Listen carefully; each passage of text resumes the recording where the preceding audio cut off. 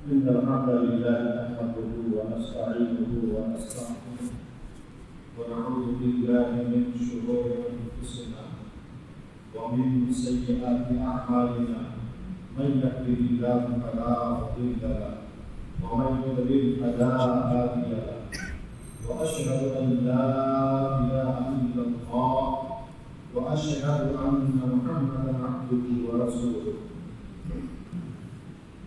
أما بعد فإن خير الحديث كتاب الله وخير الهدي هدي محمد صلى الله عليه وسلم وشر الأمور محدثاتها وكل محدثة بدعة وكل بدعة ضلالة وكل ضلالة في النار. أعوذ بالله من الشيطان الرجيم. بسم الله الرحمن الرحيم. ولا يحسبن الذين يبخلون بما آتاهم الله من فضله وخيرا لهم بل هو شر لهم سيطوقون ما بخلوا به يوم القيامة ولله ميراث السماوات والأرض والله بما تعملون خبير. میرے محترم بھائیوں، بزرگوں، دوستوں، ملت کے نوجوانوں، گزشتہ ہفتہ اتوار کے دن نماز ظہر کے بعد زکوٰۃ کا جو خصوصی درس کا سلسلہ چلا ہے وہ پہلی قسط تھی اور پہلا وہ درس تھا. آج کا یہ درس دوسرا درس ہے، دوسری قسط ہے. اس روز زکوٰۃ کے جو فوائد ہیں، زکوٰۃ ادا کرنے کی جو فضیلتیں ہیں وہ آپ حضرات کو بتائی گئی تھی اور زکوٰۃ کے متعلق باتیں بتائی گئی تھی.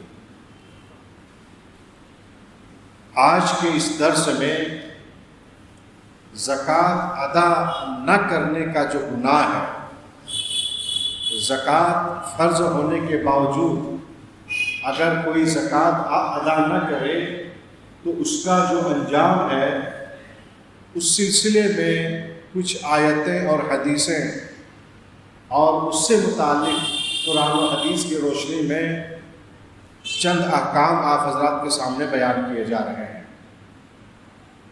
جو لوگ زکوٰۃ ادا نہیں کرتے ہیں، زکوٰۃ فرض ہونے کے باوجود زکوٰۃ ادا نہیں کرتے ہیں، ان کی وعید سے متعلق سورہ آل عمران آیت نمبر 180 کے اندر اللہ تبارک و تعالیٰ نے ارشاد فرمایا کہ وَلَا يَحْسَبَنَّ الَّذِينَ يَبْخَلُونَ بِمَا آتَاهُمُ اللَّهُ مِنْ فَضْلِهِ هُوَ خَيْرًا لَهُمْ بَلْ هُوَ شَرٌّ لَهُمْ.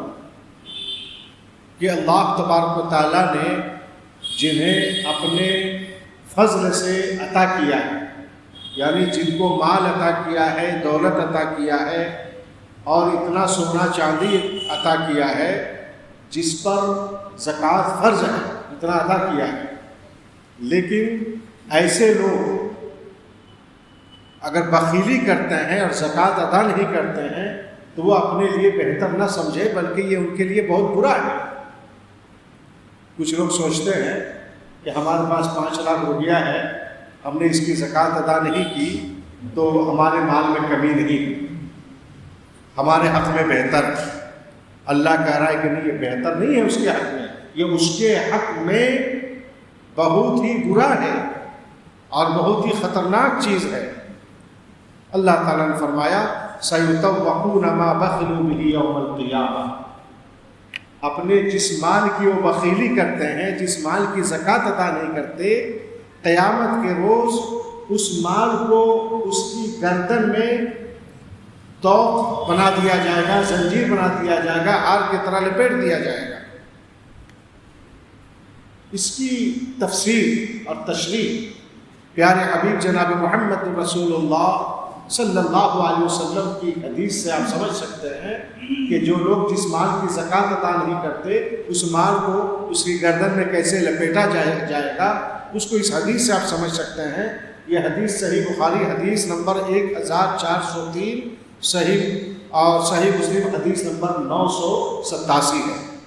حدیث کہ راوی حضرت ابو ہریرہ رضی اللہ تعالی عنہ، حضرت ابو ہریرہ رضی اللہ تعالی عنہ نے ارشاد فرمایا، انہوں نے کہا کہ اللہ رسول صلی اللہ علیہ وسلم نے ارشاد فرمایا، من آتاہ اللہ مالا، حدیث کو سمجھیے، جس شخص کو اللہ تعالیٰ نے مال عطا کیا، یعنی بھرپور مال عطا کیا، اس پر زکوٰۃ فرض ہوگی، فلم یؤد زکاتہ، اور اس نے اس کی زکوٰۃ ادا نہ کی، اللہ نے مال عطا کیا، زکوٰۃ فرض ہے، اس نے زکوٰۃ ادا نہیں کیا، مثل له ماله یوم القیامة شجاعا اقرع له زبیبتان، اللہ تبارک و تعالیٰ اس مال کو قیامت کے دن خطرناک اور زہریلے گنجے سانپ کی شکل دے دے گا، جس کی آنکھوں پر 2 سیاہ نقطہ ہوں گے۔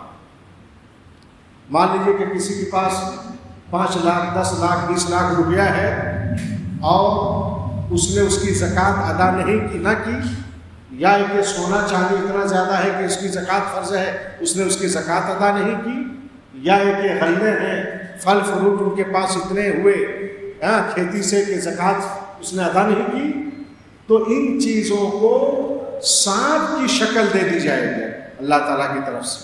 وہ بھی سانپ کیسا ہوگا؟ بہت ہی زہریلا۔ مفسرین نے لکھا ہے کہ وہ سانپ اگر ایک مرتبہ اس دنیا میں پھونک مار دے، بعض مفسرین نے لکھا ہے، تو پوری دنیا کی ہریالی ختم ہو جائے، ایک اتنی خطرناک زہریلا سانپ ہوگا۔ یہ سانپ کیا کرے گا؟ زکوٰۃ ادا نہ کرنے والے، جو زکوٰۃ ادا جنہوں نے زکوٰۃ ادا نہیں کیا ہے، اس کے جیبڑے کو پکڑے گا۔ 2 ہونٹ ہے نا، اوپر اور نیچے کے ہونٹ کو سانپ پکڑے گا۔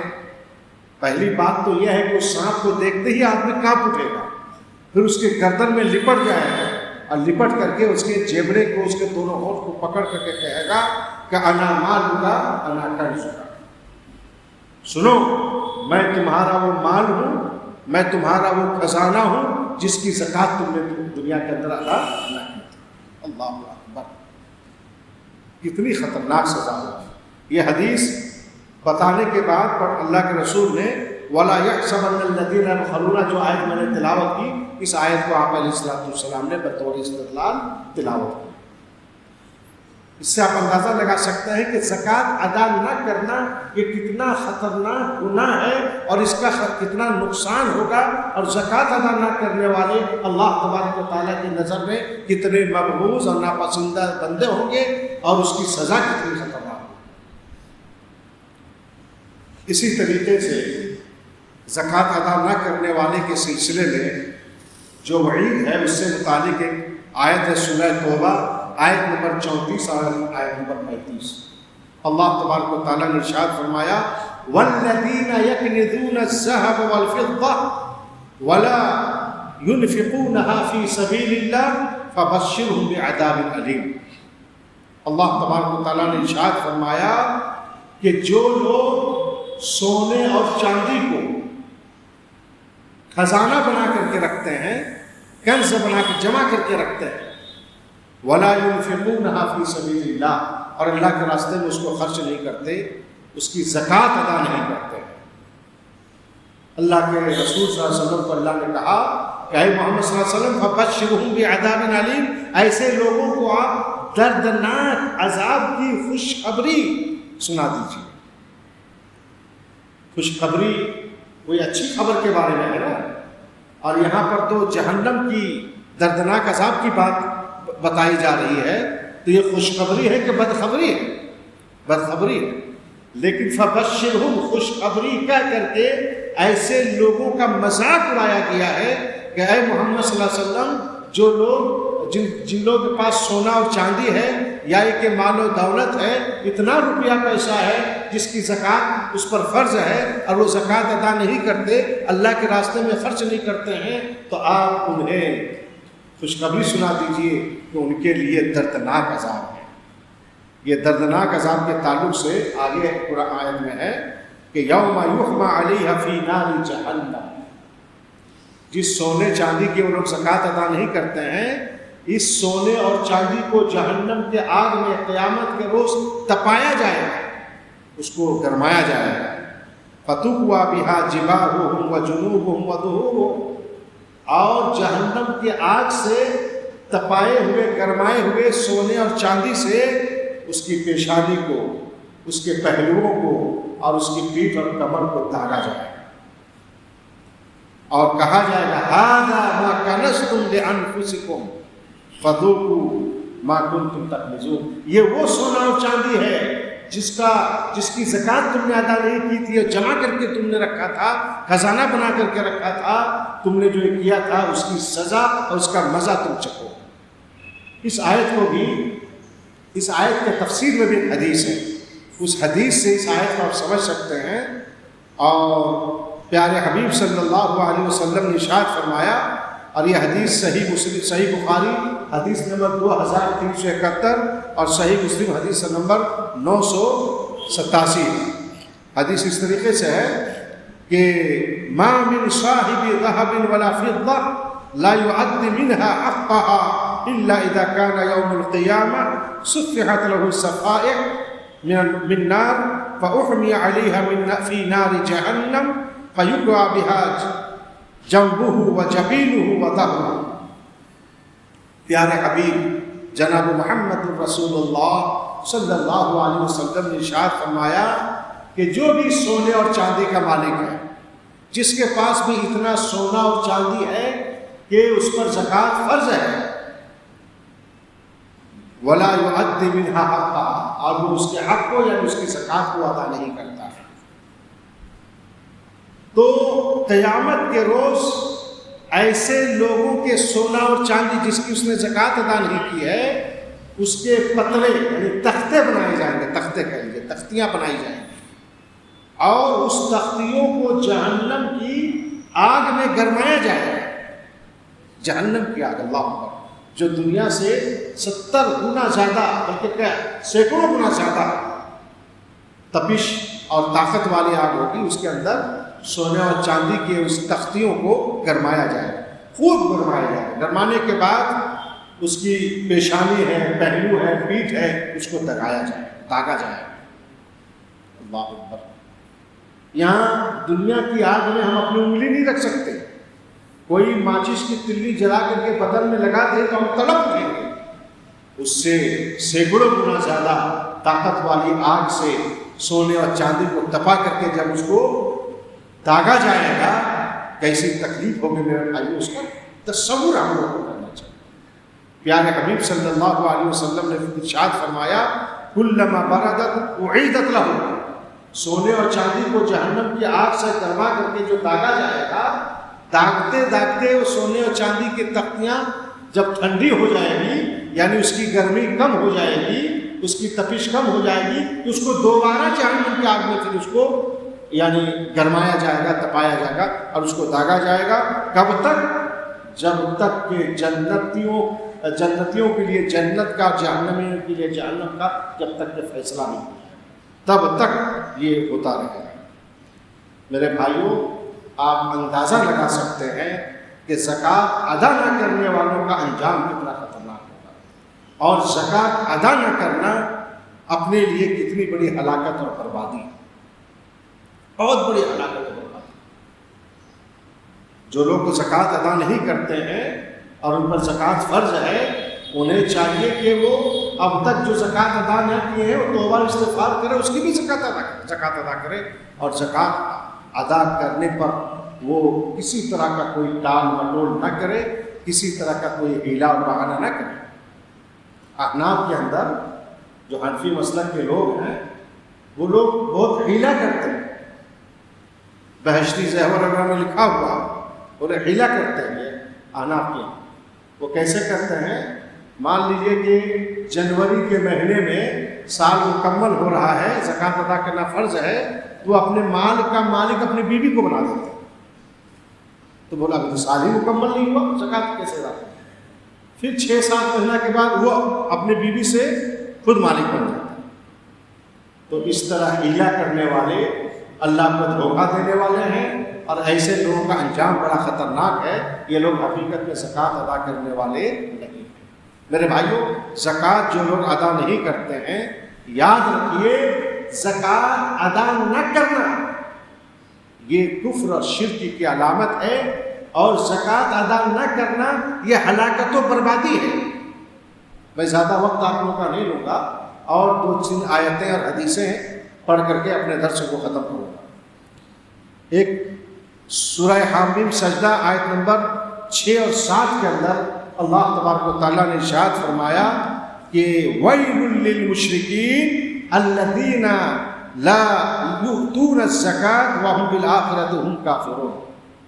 اللہ تعالیٰ نے فرمایا کہ ایسے مشرکوں کے لیے ہلاکت و بربادی ہے، جہنم کی آگ ہے، جو لوگ زکوٰۃ ادا نہیں کرتے اور آخرت کا انکار کرتے ہیں، آخرت پر ایمان نہیں کرتے۔ تو یہاں زکوٰۃ ادا نہ کرنا یہ کافروں اور مشرکوں اور کفر اور شرک کی علامتوں میں سے ایک علامت قرار دی گئی۔ جو لوگ زکوٰۃ ادا نہیں کرتے، سن لیں، وہ مومنوں کا کام نہیں کر رہے ہیں، وہ مسلمانوں والا کام نہیں کر رہے ہیں، وہ کافروں والا کام کر رہے ہیں، وہ مشرکوں والا کام کر رہے ہیں۔ مومن اور مسلمان تو زکوٰۃ ادا کرتے ہیں، ہاں کفار و مشرکین زکوٰۃ ادا نہیں کرتے۔ زکوٰۃ اگر کوئی لوگ فرض ہونے کے باوجود ادا نہیں کر رہے ہیں تو سمجھ جائیے کہ کفر اور شرک کی ایک علامت اور پہچان اس کے اندر آئی۔ اللہ اکبر۔ اور فجر کے درس میں آپ لوگوں نے سنا کہ مشرک کا انجام کتنا خطرناک اور اس کی قباح۔ ایک لمبی چوڑی حدیث ہے،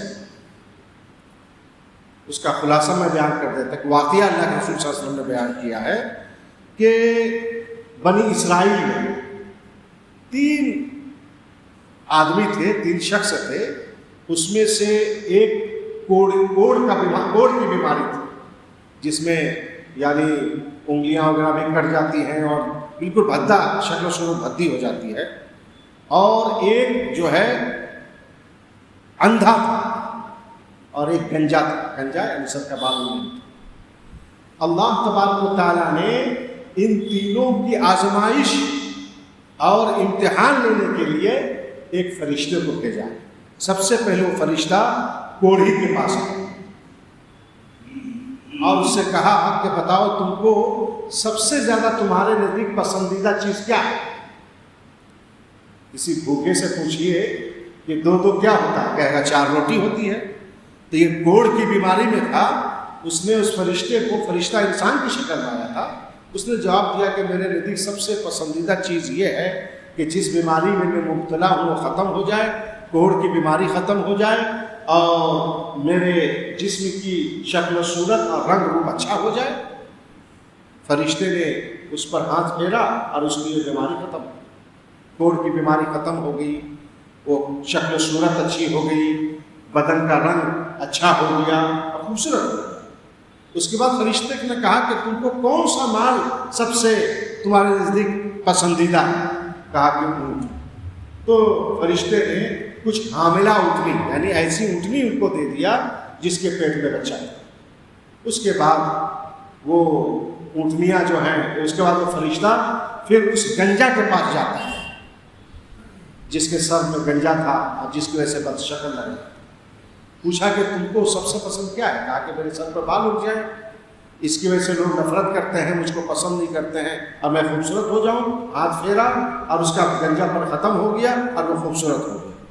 کہا کہ بتاؤ کہ تم کو کون سا مال سب سے زیادہ تم کو پسند ہے؟ کہا گائے۔ تو فرشتے نے اس کو حاملہ گائے یعنی وہ گائے جس کے پیٹ میں بچہ ہے اس کو دیا۔ پھر اس اندھے کے پاس گیا اور اندھے سے کہا کہ تم کو کیا پسند ہے؟ کہا کہ مجھ کو یہ پسند ہے کہ میرا اندھاپن ختم ہو جائے، میری بینائی لوٹ آئے، میں دیکھ سکوں کہ دنیا کیسی ہے، لوگ کیسے ہیں اور کائنات کیسی ہے۔ تو ہاتھ پھیرا فرشتے نے اور اس کی بینائی لوٹ آئی اور وہ دیکھنے لگا۔ پھر کہا کہ تم کو کیا چاہیے، سب سے پسندیدہ مال کیا ہے؟ اس نے کہا کہ بکری۔ تو فرشتے نے اس کو حاملہ بکری، ایسی بکریاں ان کو دی جس کے پیٹ میں بچے تینوں۔ پہلا جو یعنی کوڑھی تھا اس کو اونٹنیاں ملی اور کوڑھی کی بیماری ختم ہو گئی۔ دوسرا جو گنجا تھا اس کی بیماری ختم ہوئی اور اس کو گائے اس کو ملی، اور تیسرا جو اندھا تھا وہ دیکھنے لگا، اس کی بھی وہ اندھاپن ختم اور اس کو بکریاں دی گئی۔ اللہ تعالیٰ نے اتنی برکت دی کہ جو کوڑھی تھا اونٹوں سے وادیاں بھر گئی، بہت زیادہ اس کے پاس اونٹ ہو گئے، اور جو گنجا تھا اس کے پاس گائے اور بیل اتنے ہوئے کہ وادیاں بھر گئی۔ وادی کہتے ہیں یعنی دو پہاڑ کے درمیان جو بڑا میدان ہوتا ہے وہ، اور اندھے کے پاس بھی بہت زیادہ بکریاں ہو گئی۔ اللہ تبارک و تعالیٰ نے پھر دوبارہ اس فرشتے کو ان کے پاس بھیجا، سب سے پہلے کوڑھی کے پاس گیا اور کہا، وہی فرشتہ جو پہلے آیا تھا جس کے ذریعے سے اللہ تعالیٰ نے اس کو شفا دیا اور مال و دولت دی، اس نے کہا کہ میں مسافر ہوں اور بڑی تکلیف میں ہوں، مجھے کچھ دے دو تاکہ میں اس کے ذریعے سے سوار ہو کر کے اپنا گھر پہنچ جاؤں۔ تو کوڑھی نے کہا کہ دیکھو، یہ جو تم مال دیکھ رہے ہو نا، حدیث کا مفہوم ہے، یہ کوئی ایسے ہی نہیں آ گیا ہے، اس کے پیچھے بڑی محنت ہے، میں نے بڑی محنت کی ہے اور میں نے اس سلسلے میں بڑا وہ کیا ہے، میرے پاس دینے کے لیے تمہارے پاس کچھ نہیں ہے، دیا نہیں۔ پھر اس کے بعد گنجا کے پاس گیا، اس سے بھی کہا، ایک مسافر کی حالت میں گیا، کہا کہ میں مسافر ہوں، بڑا پریشان ہوں، اللہ نے تم کو دیا ہے، کچھ دے دو۔ اس نے بھی ایسے ہی جواب دیا، نہیں۔ اس کے پاس اندھے کے پاس گیا جو اندھا صحیح ہو گیا تھا، بکریاں، اور یہی بات کہی کہ دیکھو میں مسافر ہوں، بڑا پریشان ہوں، اگر کچھ تم دے دیتے تو بڑی مہربانی ہوتی۔ اب اس کا مفہوم یہی ہے۔ تو اندھے نے کہا کہ ارے اس میں پوچھنا کیا ہے، یہ تو میں تو اندھا تھا، مجھ کو صحیح کر دیا گیا۔ ایک آدمی آیا صحیح کہ اللہ نے مجھ کو دولت دی ہے، ارے ایک نہیں، جتنی بکریاں چاہیے تم لے کر کے چلو۔ تو اس نے بکریاں نہیں، وہ تو بطور آزمائش اللہ تعالیٰ کی طرف سے بھیجے گئے، وہ کوڑھی اور گنجا اس کے لیے ہلاکت و بربادی ہوئی۔ شارحین حدیث نے لکھا ہے پھر اس کے مال ختم ہو گئے، بہت یعنی بڑی عذاب کی زندگی اس نے گزاری، اور جو اندھا ہے اللہ تعالیٰ نے اور اس کو۔ میرے بھائیوں، اس واقعے کو پیارے حبیب جناب محمد رسول اللہ صلی اللہ علیہ وسلم نے حدیث میں بیان کر کے در حقیقت اپنی امت کے لوگوں کو یہ کہہ رہا ہے، اے امت محمدیہ کے لوگوں، اے کلمہ توحید کو اپنے سینے پہ جگہ دینے والوں، اللہ اور اس کے رسول کی محبت کا دعویٰ کرنے والوں، سنو، اگر اللہ نے تجھے مال دیا ہے، ممکن ہے یہ بطور آزمائش دیا ہے، بطور امتحان دیا ہے، اس آزمائش میں اگر تم کامیاب ہونا چاہتے ہو تو اپنے مال کی زکوٰۃ ادا کرو۔ اگر زکوٰۃ ادا نہیں کرو گے، اللہ کے یہاں تم ملعون ہوگے، مردود ہوگے، دنیا میں بھی تم جو ہے بربادی کے شکار ہوگے، اور تمہیں سکون نہیں ملے گا، چین نہیں ملے گا، اور آخرت میں بھی تمہارا مواخذہ ہوگا۔ اللہ تعالیٰ کی یہ دنیا جو ہے نا، دنیا در حقیقت آزمائش کی جگہ ہے، امتحان کی جگہ ہے۔ لِنَبْلُوَكُمْ أَيُّكُمْ أَحْسَنُ عَمَلًا لِنَبْتَلِيهِ فَجَعَلَ اللَّهُ سَمِيعًا بَصِيرًا۔ قرآن میں ہے، حدیثوں میں بھی اس طرح کی نصوص موجود ہیں کہ اللہ نے کہا کہ ہم نے جو دنیا میں انسانوں کو پیدا کیا ہے، اس لیے پیدا کیا ہے تاکہ ہم انہیں آزمائیں، ان کو امتحان لیں، ان کو جانچیں پرکھیں کہ وہ اپنے اللہ کا وفادار بندہ ہے یا کہ اللہ کا بے وفا بندہ ہے۔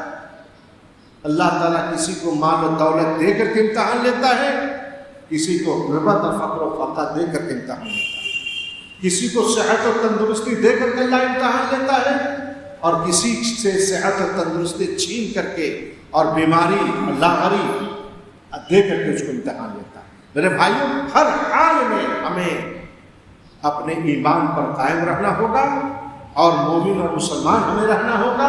ہر حال میں ہمیں اللہ تبارک و تعالیٰ کی یہ جو آزمائش گاہ ہے، امتحان گاہ ہے، یہاں پر ہمیں کامیاب ہونے کی کوشش کرنی پڑے گی، اور یہ ضروری ہے۔ دیکھیے، یہ جو زکوٰۃ ادا نہیں کرتے ہیں، یہ زکوٰۃ جو لوگ ادا نہیں کرتے، ابھی آپ لوگوں نے سنا، اور ایک حدیث ہے، حدیث رسول کے اندر یہ حدیث ہے انس بن مالک رضی اللہ تعالیٰ عنہ سے مروی ہے، پیارے حبیب صلی اللہ علیہ وسلم نے ارشاد فرمایا، مانع الزکوٰۃ یوم القیامہ فی النار۔ جو لوگ زکوٰۃ ادا نہیں کرتے ہیں، جو لوگ زکوٰۃ کو روک لیتے ہیں اپنے پاس، ایسے لوگ قیامت کے روز جہنم میں ہوں گے۔ اللہ اکبر۔ جہنم کا نام سننے کے بعد ہمارے اندر کچھ فرق نہیں پڑتا، یہ ہم لوگ کی ایمان کی کمزوری ہے۔ جہنم کا نام سننے کے بعد کانپ اٹھنا چاہیے۔ پیارے حبیب جناب محمد رسول اللہ صلی اللہ علیہ وسلم حالت سجدے میں نماز تہجد میں دعا کرتے، جہنم سے اللہ کی پناہ مانگتے، اتنا روتے کہ اندر سے جوش مارنے والے ہانڈی کی طرح آواز نکلتی۔ صحابہ کرام زاروں بتا دیتے، ہم لوگوں کو اپنے ایمان کی فکر کرنی چاہیے۔ اچھا، زکوٰۃ اگر کوئی ادا نہیں کرتا ہے تو مرنے کے بعد صرف آخرت ہی میں ان کے لیے سزا نہیں ہے، بلکہ دنیا میں بھی اللہ تبارک و تعالیٰ نے اس کے لیے سزا رکھی ہے کہ جو لوگ زکوٰۃ ادا نہیں کرتے ہیں وہ لوگ قحط سالی میں مبتلا ہوتے ہیں، ہلاکت و بربادی میں مبتلا ہوتے ہیں۔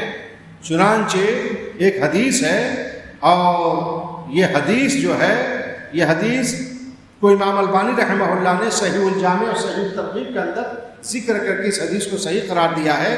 حدیث کے الفاظ ہیں کہ مانع الزکوٰۃ یوم القیامہ، نہیں، حدیث میں ہے کہ وَلَمْ يَمْنَعُوا زَكَاةَ أَمْوَالِهِمْ إِلَّا مُنِعُوا الْقَطْرَ مِنَ السَّمَاءِ، کہ جو لوگ زکوٰۃ ادا نہیں کرتے ہیں، زکوٰۃ کو روک لیتے ہیں، ایسے لوگوں سے اللہ تبارک و تعالیٰ آسمان کی بارش کو بھی روک لیتا ہے، ایسے لوگوں پر آسمان کی بارش روک دی جاتی ہے۔ اگر آسمان کی بارش رک گئی تو مارکیٹ ہے، کاروبار ہے، دنیا کا ہر کام ٹھپ پڑ جائے گا، لوگ لاکھوں برباد ہو جائے گا۔ تو جو قومیں زکوٰۃ ادا نہیں کرتی ہیں ان قوموں پر قحط سالی مسلط کر دی جاتی ہے، ہلاکت و بربادی اس کا مقدر بن جاتی ہے، اور وہ ان کو چین و سکون کی زندگی نہیں ملے گی۔ یہ دنیاوی اعتبار سے یہ بہت ہی خطرناک چیز ہے۔ اور ایک بات اور کہہ کر کے اپنے درس کو میں ختم کرنا چاہتا ہوں کہ جو لوگ زکوٰۃ کے وجوب اور فرضیت کو مانتے ہوئے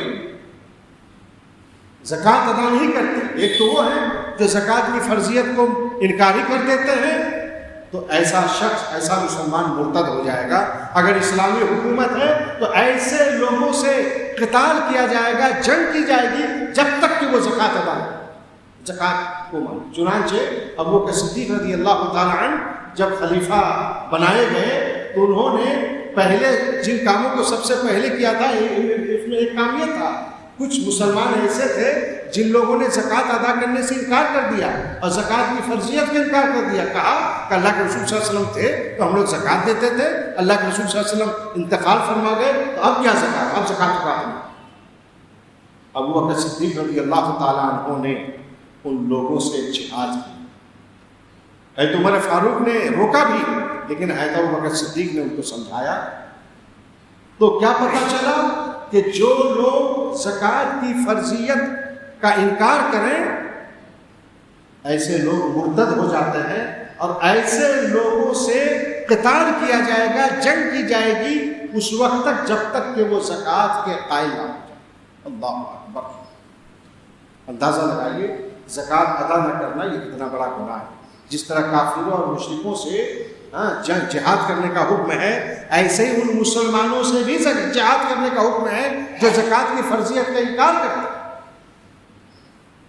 اچھا، کچھ لوگ ہوتے ہیں جو زکوٰۃ کی فرضیت کو سمجھتے ہیں، مانتے ہیں کہ ہاں زکوٰۃ فرض ہے، مانتے ہیں، لیکن وہ زکوٰۃ ادا نہیں کرتے۔ زکوٰۃ کی فرضیت کا اعتراف کرتے ہیں، زکوٰۃ کے وجوب کا اقرار کرتے ہیں، زکوٰۃ کو فرض مانتے ہیں، لیکن فرض مانتے ہوئے وہ زکوٰۃ ادا نہیں کرتے۔ ایسے لوگوں کے بارے میں پیارے حبیب صلی اللہ علیہ وسلم کا فرمان ہے کہ جو حاکم وقت ہوگا وہ زبردستی ان لوگوں سے زکوٰۃ وصول کرے گا، زبردستی۔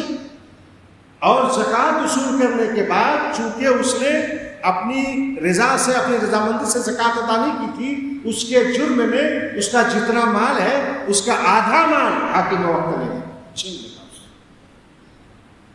چنانچہ حدیث ہے اور پیارے حبیب صلی اللہ علیہ وسلم نے ارشاد فرمایا، اور یہ حدیث بحث ابن حکیم سے مروی ہے، انہوں نے اپنے باپ سے، انہوں نے اپنے دادا سے روایت کیا کہ من اعطاها مؤتجرا بها فله اجرها ومن منعها فإن آخذوها وشطر مالی، کہ جو لوگ اجر ثواب کی امید سے زکوٰۃ ادا کرتے ہیں تو ان کے لیے اس کا اجر ہے، ثواب ہے اس کو، یعنی جو لوگ زکوٰۃ اجر و ثواب کی نیت سے ادا کرتے ہیں اللہ تعالیٰ ان کو اجر و ثواب دے گا اور اس کی جو فضیلتیں ہیں اس کو ملیں گی۔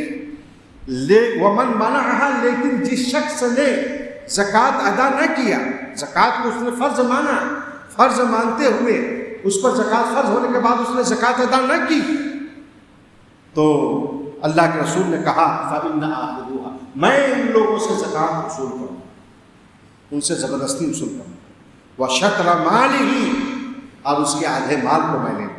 کیا پتہ چلا کہ جو لوگ زکوٰۃ کی فرضیت اور وجوب کا اقرار کرتے ہوئے، مانتے ہوئے زکوٰۃ ادا نہیں کرتے ہیں، ان لوگوں سے زبردستی زکوٰۃ جو ہے وصول کیا جائے گا، اور اس کے آدھے مال کا حاکم وقت اگر چاہے تو اس کے آدھے مال کو بھی اس سے چھین لے گا، تاکہ وہ لوگ جو زکوٰۃ ادا نہیں کرتے وہ عبرت حاصل کریں اور وہ لوگ بھی زکوٰۃ ادا کریں۔ میں سمجھتا ہوں کہ آج کے اس درس میں جو باتیں بتائی گئیں، ان باتوں سے آپ اندازہ لگا لیے ہوں گے کہ زکوٰۃ کی عدم ادائیگی اور زکوٰۃ ادا نہ کرنا یہ خطرناک، کتنا خطرناک گناہ ہے، اور اس کا انجام کتنا برا ہے دنیا میں بھی اور آخرت میں۔ میرے بھائیوں، ہم لوگ دنیا میں خالی ہاتھ آئے ہیں، خالی ہاتھ جائیں۔ ایک حدیث صحیح بخاری کتاب الوقات کی ہے، بہت سارے لوگ زکوٰۃ ادا نہیں کرتے، صدقات و خیرات نہیں کرتے، اپنے والدین پر خرچ نہیں کرتے، اپنے رشتہ داروں پر خرچ نہیں کرتے، اور جو ہیں وہ سوچتے ہیں کہ میرا مال بچا ہوا ہے، میرا مال ہے، اس کا مال نہیں۔ پیارے حبیب صلی اللہ علیہ وسلم نے صحابہ کرام سے، ایسی صحابہ کرام تھے، صحابہ کرام کو مخاطب کرتے ہوئے کہا کہ اے صحابیوں، یہ بتلاؤ کہ کون ایسا آدمی دنیا میں ہے جو اپنے مال کی فکر نہ کرے، اپنے مال کی حفاظت نہ کرے اور دوسرے کے مال کی حفاظت کی فکر کرے؟ صحابہ کرام نے کہا کہ ایسا کوئی نہیں جو اپنے مال کی حفاظت کی فکر نہ کرے اور دوسرے کے مال کی حفاظت کی فکر کرے۔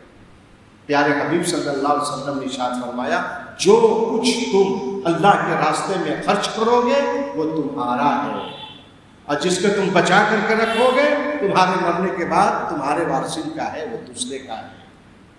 اللہ کے رسول صلی اللہ علیہ وسلم بڑی ہی حکیمانہ انداز میں صدقات و خیرات کی ترغیب دی ہے کہ وہی مال تمہارا ہے۔ ہم چلتے چلتے مسجد میں، مدرسہ میں غریب کو، فقیر کو، محتاج کو دے دیے، سمجھ آئے وہ میرا ہے، وہ ہم نے اپنے لیے جمع کیا، اور جس کو ہم رکھ کر کے دنیا سے گزریں گے وہ تو وارثین ہے۔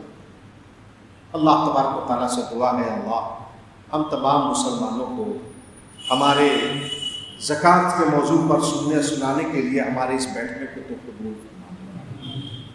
انشاءاللہ آئندہ درس میں زکوٰۃ کا جو اہم مسئلہ ہے، زکوٰۃ کن لوگوں پر فرض ہے، کب فرض ہے، کتنا فرض ہے، زکوٰۃ کیسے ادا کریں گے، پھر زکوٰۃ کے مستحقین کون ہیں، بڑا مسائل انشاءاللہ وہ مسائل آپ کے سامنے بیان کیے جائیں گے۔ اللہ تعالیٰ سے دعا ہے کہ اللہ ہم تمام مسلمانوں کو زکوٰۃ ادا کرنے اور صدقات و خیرات کرنے کی توفیق عطا فرما۔ اے اللہ، اس وقت ملک کی حالت ناگفتہ بے ہے، کاروبار، تجارت، ہر چیز ٹھپ پڑی ہوئی ہے، خاص طور پر مسلمان بہت پریشان ہیں۔ اے اللہ، میں کئی احباب سے ملا جن کے پاس کوئی کام کاج نہیں ہے اور ایسے ہی خالی پڑے ہوئے ہیں۔ اے اللہ، تو ہی رزاق ہے، تو ہی روزی دینے والا ہے، پروردگار عالم بے روزگار مسلمانوں کی کو روزگاری عطا فرما، روزگاری کے لیے ان کی غیبی مدد فرما، روزگاری کے لیے ان کے لیے اسباب مہیا فرما، اور جو برسر روزگار ہیں اے اللہ ہر برسر روزگار مسلمان کو کی روزگاری میں تو کامیابی دے، مزید ترقی دے، برکت دے، تاجروں کی تجارت میں، دکانداروں کی دکانداری میں، اور جو بھی جس کام میں ہے اللہ اس کے اندر تو برکت اور کامیابی عطا فرما۔ پروردگار عالم بیماروں کو شفا عطا فرما۔ اے اللہ جو بھی مسلمان جس معاملے میں بھی پریشان حال ہیں، مصیبت زدہ ہیں، اے اللہ پریشان حال اور مصیبت زدہ مسلمانوں کو پریشانیوں اور مصیبتوں سے نجات عطا فرما۔ پروردگار عالم اسلام اور مسلمانوں کی حفاظت فرما، مساجد و مدارس کی حفاظت فرما، اسلام کے مقدس مقامات کی حفاظت فرما، ہمارے ملک ہندوستان کی حفاظت فرما، عالم اسلام کی حفاظت فرما۔ اے اللہ ہم تو یہاں پر سکون سے ہیں، آرام سے ہیں، ہم روزہ رکھ رہے ہیں، نماز پڑھ رہے ہیں، پنکھے کی ہوا کے نیچے ہیں۔ اے اللہ دنیا میں ہمارے بہت سارے مسلمان بھائی ایسے ہیں جو بڑی مصیبتوں میں ہیں، تکلیفوں میں ہیں، ان کے لیے سحری نہیں ہے، ان کے لیے افطاری نہیں ہے، افطاری کا سامان نہیں ہے، وہ جماعت کے ساتھ تراویح پڑھنا چاہتے ہیں لیکن وہاں پر حالات اتنے خراب ہیں کہ وہ پڑھ نہیں پا رہے ہیں۔ اے اللہ تو اپنے ان قسم پرسی کی حالت میں زندگی گزارنے والے مسلمانوں پر رحم فرما۔ اے اللہ ان پر رحم فرما، دشمنوں کے پنجے سے ان کو نجات عطا فرما۔ اے اللہ ان کی غیبی مدد فرما۔ اے اللہ ہم بے بس ہیں، ہم کچھ نہیں کر سکتے ہیں خواہش رکھنے کے باوجود، لیکن اے اللہ تو ہی مہربان ہے، تو ہی رحمان الرحیم ہے۔ پروردگار عالم ہمارے ان مسلمان بھائیوں پر رحم فرما۔ اے اللہ ہمارے ان مسلمانوں کی تو مدد فرما۔ اے اللہ ہمارے ان مسلمانوں کے مقابلے میں جو دشمنان ہیں اللہ ان کو خاک آلود فرما دے، ان کے صفوں میں درار پیدا فرما دے، اختلاف و انتشار پیدا فرما دے، اور ہمارے ان مسلمانوں پر رحم فرما۔ اے اللہ ہمارے معاشرے میں، ہمارے سماج اور معاشرے میں ہماری جو بہن بیٹیاں شادی کی عمر میں پہنچنے کے باوجود غیر شادی شدہ بیٹھی ہوئی ہے، اے اللہ ان کے لیے شادی پر بہترین جوڑے کا انتظام فرما۔ جو اولاد سے محروم ہے اللہ تمہیں اولاد سے مالا مال فرما۔ پروردگار عالم ہم میں سے جن کے بھی والدین زندہ ہیں اے اللہ انہیں اپنے والدین کی خدمت کرنے کی توفیق عطا فرما۔ میرے نوجوان ساتھیوں آپ بڑے خوش نصیب ہو، آپ اپنے ماں باپ کے سامنے ہیں، ہماری یہ آنکھیں ترستی ہیں اپنے والدین کو دیکھنے کے لیے، ہم لوگ کو نصیب نہیں، بڑا کم وقت ملتا ہے والدین کی خدمت کرنے کے لیے۔ اگر تمہارے والدین ہیں بڑے خوش نصیب ہو، ان کی خدمت کرو۔ اگر وہ چڑچڑا پن آ گئی ہے، کچھ اس طرح کی باتیں کر رہے ہیں، برداشت کرو اور ہنس کر کے ٹال دو۔ اپنے والدین کی اتنی خدمت کرو کہ وہ خوش ہو جائیں، ان کے زبان سے نکلنے والی دعائیں اللہ کے یہاں قبول ہو جائیں۔ اور اگر والدین کا کوئی ایک دنیا سے گزر گئے ہیں، اے اللہ گزرے ہوئے تمام مسلمانوں کی گناہوں کو معاف فرما، ان کے نیک اعمال کو قبول فرما، اور ان کی قبروں کو جنت کا باغ بنا دے۔ پروردگار عالم ممکن ہے اس شہر کے، اس علاقے کے بہت سارے لوگ ودیشوں میں ہیں، دوسرے شہروں میں ہیں، کسب معاش میں، اے اللہ ان کی حفاظت فرما، ان کو اپنے مقصد میں کامیابی عطا فرما، ان کو ایمان اور اسلام پر قائم رکھ۔ اللہ ہمیں جب تک زندہ رکھ، ایمان کی حالت میں زندہ رکھ، اور ہم سب کا خاتمہ ایمان کی حالت میں فرما۔ اپنے فضل و کرم سے ہماری دعاؤں کو قبول فرما۔ ربنا تقبل منا انك انت السميع العليم وتب علينا انك انت التواب الرحيم صلى الله تعالى على خير خلق محمد وعلى اله وصحبه اجمعين برحمتك يا ارحم الراحمين والسلام عليكم ورحمة الله وبركاته۔